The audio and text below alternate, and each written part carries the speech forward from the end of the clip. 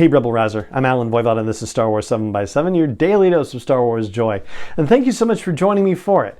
So, as far as some things that we can probably near term intuit for where the Ahsoka series is going, I think there are a couple of obvious places potentially.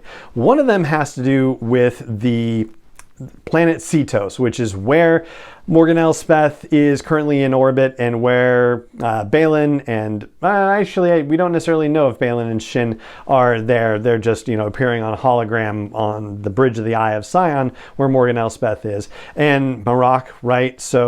But what we do know is that Ahsoka is coming. Baylan knows that Ahsoka is coming for them somehow, even though they are allegedly cleanly away from Corellia and shouldn't have been tracked. But yeah, that's not how it works. We know from teasers and trailers, however, that Baylan and Ahsoka are going to have a fight inside that henge, as it's referred to in the audio description. Basically, that, stone place where the holographic, star map came up, and that ball that projected the star map, right, when that whole thing happened. There's going to be some showdown there, and that's probably coming in episode 3. Additionally, when we saw Cetos from afar, or just the coastline from afar in this episode, we saw the forest in the background, and that's the forest that we've seen in teasers and trailers as well, where Ahsoka is going to be fighting Marok, and where Shin Hati is going to be fighting Sabine. So they're going to get their rematch, and dollars to donuts, Sabine's going to come out on top on this one. As far as where we go from here, literally and figuratively, we know that this Eye of Sion, this giant hyperdrive ring that Morgan Elspeth is building, she's on the bridge there, and in teasers and trailers, we've seen Thrawn on that bridge. So she is going to be able to take this wherever she's going to take it, I guess, all the way extra-galactically to be able to find where Thrawn is, and she'll get him, and it stands to reason that she'll be able to bring him back to our galaxy far, far away. The question then becomes, is he coming alone or is he bringing anyone with him? And if so, who might that be? In season 3 of The Mandalorian, there's, talk about, there are whispers of Thrawn, there are rumors of Thrawn, but nobody's heard from Thrawn. Captain Pelion hasn't produce Thrawn in any meaningful way as Moff Gideon excoriates him throughout that last episode of the season. I think that was what that was, or maybe second to last, but you know what I'm talking about. But everything about that conversation is about how Thrawn is actually going to come back and unite the Imperial remnant and hopefully for the Imperials organize it in such a fashion that they can take it to the New Republic and smash them and get back in charge of the galaxy. And that would certainly be, simple enough for a storyline, but it seems like, it's not going to be that simple somehow.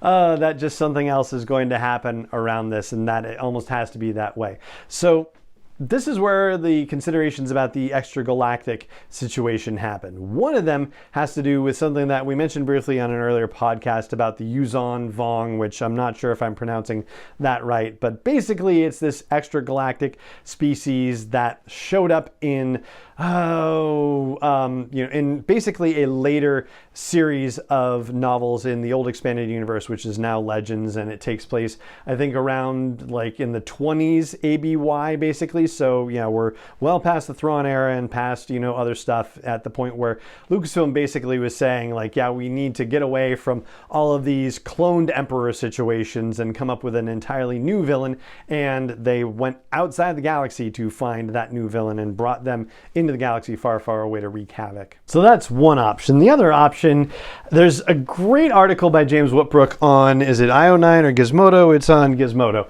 And he says that there's a possibility that it could be the Rakata, Rakata, and while I agree that the stuff he lays out that ties into Knights of the Old Republic and how the Eye of Sion could be a reference to the old ancient Sith Lord Darth Sion, right? He makes a number of awesome points, and that is basically the one that I would chase if I were going to commit to saying yes, there's already been some seeding of where this could go. It would be the Rakatans. That makes sense to me. The only issue is that based on what we know, they are not extra-galactic, at least not in any of the stuff that I've seen. So yeah, that seems to be the one flaw in the ointment there. That doesn't necessarily mean that they couldn't come up with extra-galactic origins for them, because, you know, Rakata Prime is a planet in the unknown regions, and somehow yet, like, people who were anciently connected with Dathomir ended up involved with the Rakatans. And so yeah, there's definitely a fantastic argument to make for that, even though James Whitbrook says, yeah, this is like really grasping at straws, but the collection of evidence that he has for this is actually really kind of compelling. Now, if one of those scenarios happens, whether it's the Yuuzhan Vong or the Rakatans, or it's something else entirely, something that happened with the Yuuzhan Vong could be somewhat instructive for what we might see in the rest of the Ahsoka series. And that's the fact that surviving Imperial remnants teamed up with the New Republic in order to bring down this extra-galactic threat from the Yuuzhan Vong. And we're kind of seeing foundations laid for that in the Ahsoka series as well. And we kind of saw it in season 3 of The Mandalorian too. So that guy Min Weaver, who turns out to be a jerk working for Morgan Elsbeth on the sly, talked about how members of the Empire have been absorbed into pretty much every level of the New Republic government and organizations, and how the shipyards there couldn't be running without ex-Imperials. But he says, oh yeah, like they only care about money, like they don't care about politics. They're too busy doing grunt work basically. And that's on the one hand, a very short-sighted view of what workers might be like, number one. And number two, it's also just meant to deflect from the possibility that he is really working for the Imperial remnant in some fashion. The point being, Min Weaver does have a really great line about how an empire doesn't just become a new republic overnight, that all of these ex-Imperials had to be employed. And we've seen conversations about what happens to Imperials in New Republic times, whether it was in The Mandalorian, seeing the amnesty program, or whether it was Alphabet Squadron, the novels by Alexander Freed, and how they're dealing with ex-Imperials and how some ex-Imperials are trying to protect other former Imperials. But they are kind of laying the groundwork for the possibility that some Imperials might unite with the New Republic against a larger and greater threat that could wipe them both out. And wouldn't it be insane to see a Grand Admiral Thrawn, General Hera Syndulla team up in the Star Wars movie that Dave Filoni is working on? The movie, right?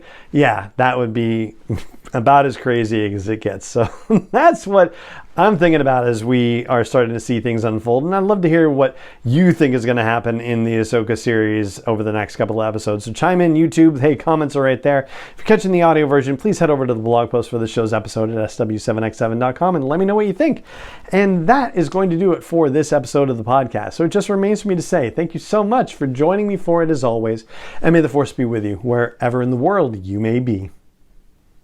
7x7 is not endorsed or sponsored yet by Lucasfilm Limited, Disney, or 20th Century Fox, and is intended for entertainment and information purposes only. Star Wars, the Star Wars logo, all names and pictures of Star Wars characters, vehicles, and any other Star Wars related items are registered trademarks and/or copyrights of Lucasfilm Limited, or their respective trademark and copyright holders. May the Force be with them. All original content is copyrighted by Star Wars 7x7. We hope you love it.